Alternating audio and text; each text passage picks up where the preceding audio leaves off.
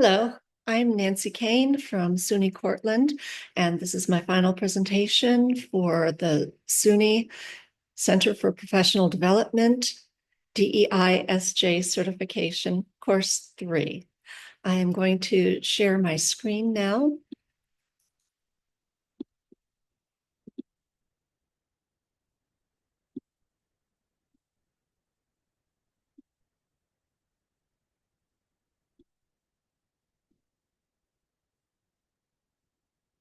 All right. This course is called EXS 290, Social Issues and Problems in Exercise and Sport. And it is a course that is already on the books at SUNY Cortland. It's offered through Exercise Science Department, and there are no prerequisites for it. Anyone in the college can take it. It fulfills the gen eds for prejudice and discrimination, for diversity, and also for generally for liberal arts. It is already being offered, but I am able to make changes to it. The course description is that it's an examination of social problems and issues that impact upon a variety of physical activities, consideration of how values, prejudice, discrimination, and stereotypes affect sport and exercise in ways similar to society at large. It's not open to students that already have credit for EXS 345, which is Sport and Society. The course is worth 3 credit hours. The overarching course goals that I set are, first of all, to analyze the impact of the students' positionality on their understanding of and responses to issues and problems of DEISJ in sport history, as well as in current sport situations. The second overarching goal is to critique specific instances of discrimination and bias in sport history and current sport issues, with emphasis on elite sports and discussions of college and interscholastic sport. The third course goal is to design and create a project, a research paper, poster, video, PowerPoint presentation, or artwork that synthesizes the students' learning about a sports topic in DEISJ. In this and following modules, students will have a detailed guide, hopefully with videos, in which they can see what will be done, what is expected, samples of work, and why each topic, assignment, activity, and assessment, formative and summative, are included in the course, and those will be linked from the syllabus.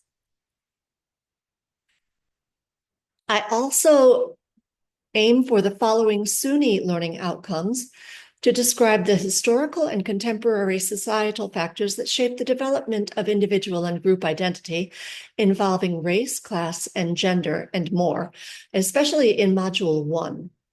Secondly, analyze the role that complex networks of social structures and systems play in the creation and perpetuation of the dynamics of power, privilege, oppression, and opportunities. And that is covered in all modules.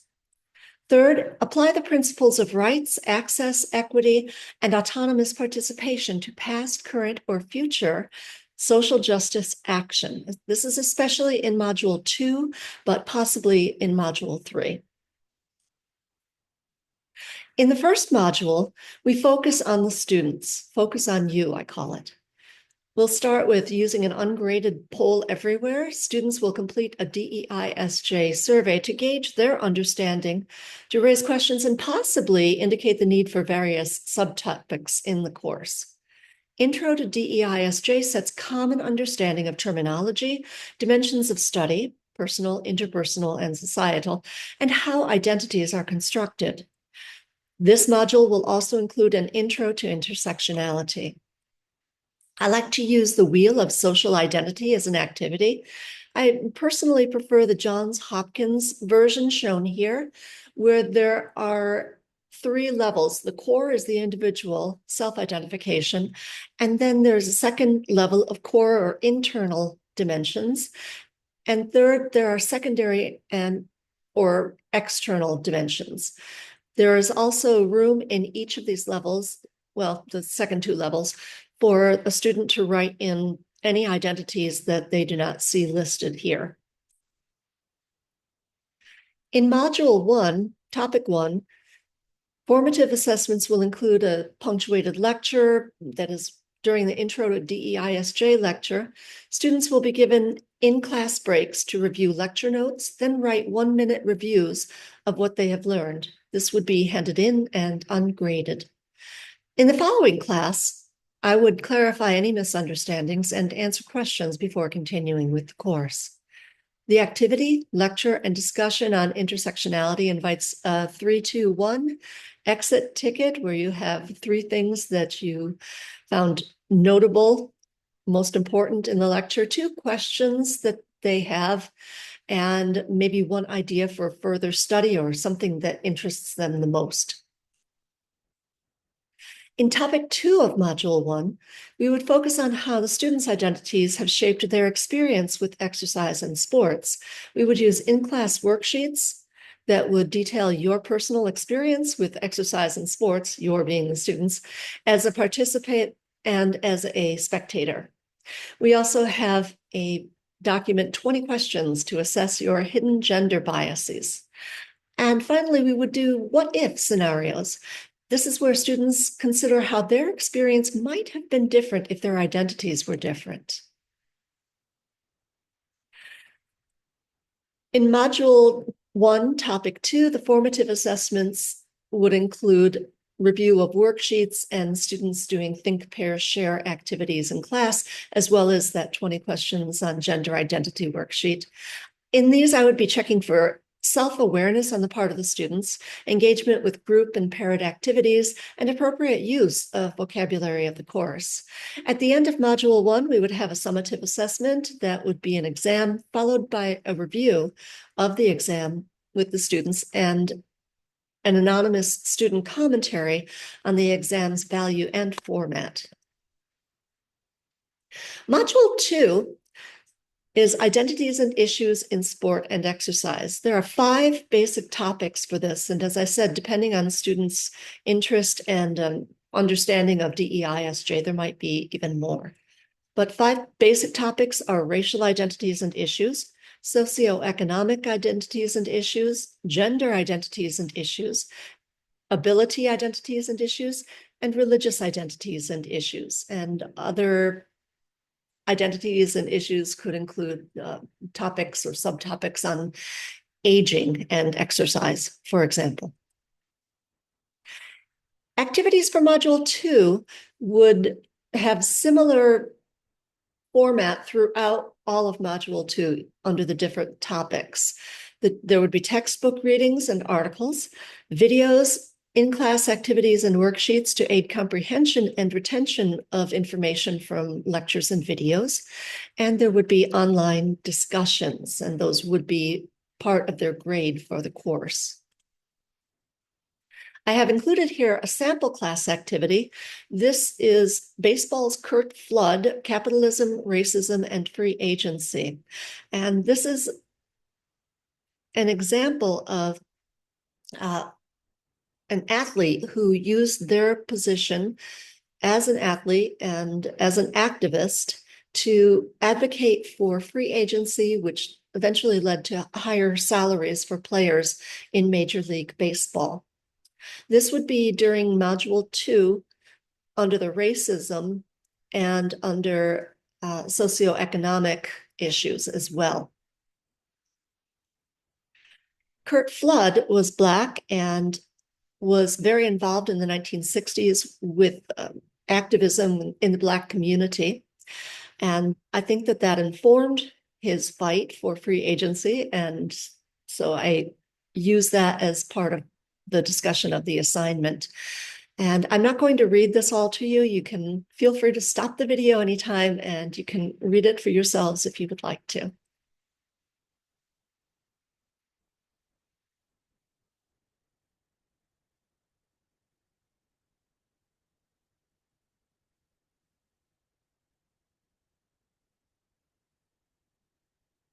This this assignment includes watching videos and also a think, pair, share that would also have them doing some in-class research.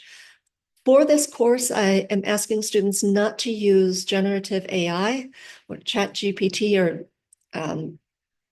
large language models to complete their assignments, but I do allow them to use them for research, especially for their final project. For assessments for Module 2, I would have some formative assessments in the form of concept maps, a poll everywhere, every once in a while, to check understanding and vocabulary. And RSQC2, this is one of my favorites of those 50 cats. Recall, summarize, question, connect, and comment on a previous class. I would also have students create test questions that could be used on an exam on the various topics covered in Module 2. These questions would be compiled by me and assembled into a review game of Jeopardy on Jeopardy Labs to gamify their study. There's a summative assessment on Module 2. That's an exam, and this would be followed again by a review with the class. And I'd also like to have students compare their preparation for Module 1 and Module 2 exams and see what worked best for them in terms of preparation and how were the outcomes different if they were. In Module 3, this actually would overlap Module 2.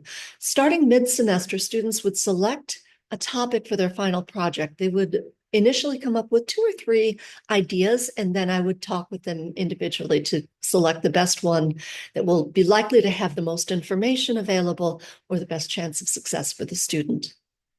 They will then have scaffolded assignments, conducting research, analyzing the research, reflecting on its meaning for them, and synthesizing the understanding and meaning of their research into the creation of a final project that has meaning for them. My support would include individual discussions with the students to help them, of course, select the topic, but then to set a plan for success, to discuss their goals, what do they want to do with this project, and to also view representative works in the format that they've chosen. We would then look at these works and at the criteria that would be used to evaluate them to see how they would apply. This project may be a research paper, poster, video, PowerPoint presentation, or artwork. Rubrics for the different types of projects will be reviewed with students individually, because you cannot assess a song or a two-dimensional artwork the same as you would assess it if it were a research paper, for example. These projects will be shared with the class in the final weeks of the semester.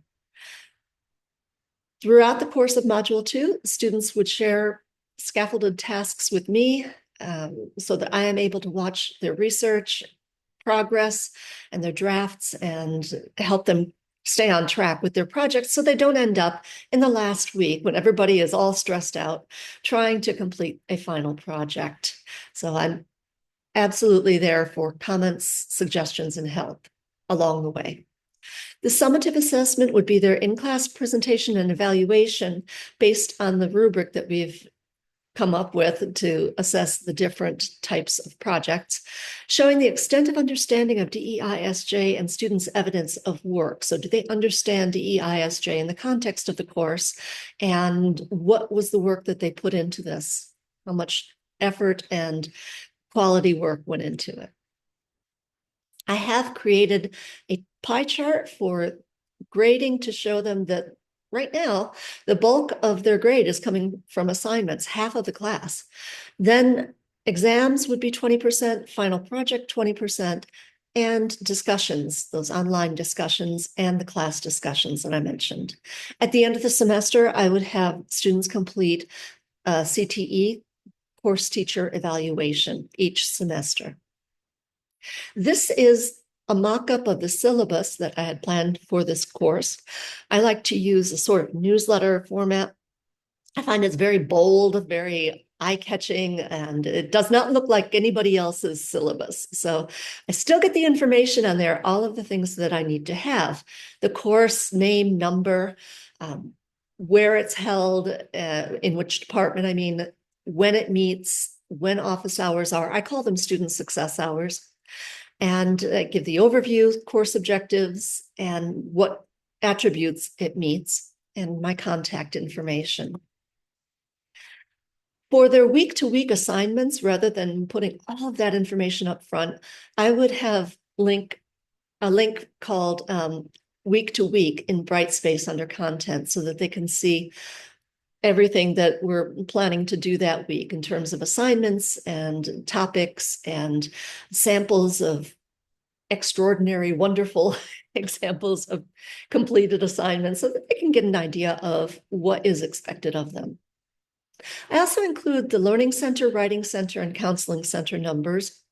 Want to make sure that students know that there is help available, and I not only put this on the syllabus, but I periodically remind them throughout the semester. The textbook is here, and I also like to put a land acknowledgement. This is what SUNY Cortland uses for ours, and some inspirational advice. Believe in yourself. You belong here. On the third page, it's got that chart that I showed you before, information about attendance, and our diversity statement. That is one of the things that the college wants us to have, but wait, there's more. I also have my Title IX statement, disability statement, academic integrity statement, AI statement, and a recording and copyright statement. So students who have an access plan that allows them to record classes, I absolutely would have them do that with no problem. But I want everybody to know that the course materials, lectures, and things are not to be uploaded randomly to the internet. They are for students' personal use for this class. My concerns are that I'm still looking for readings and for great videos. I have enough to run the course, and I have a textbook selected, but I think I will always be on the lookout for relevant supplemental materials, especially in current events. The current title of the course includes exercise, and I would like to do a better job specifically addressing exercise in the actual course planning, which wouldn't be a problem for me, but I've stayed with an emphasis on sport in this particular syllabus for the purposes of completing this coursework in the SUNY CPD DEISJ courses. So I hope that clarifies that a bit. I would also maybe be interested in teaching the EXS 345, the sports sociology class, and I think that much of this plan could be adapted to that, so it could go either way. My question is, do the overall grading percentages look fair? I'm not sure that I've given enough weight to the final project.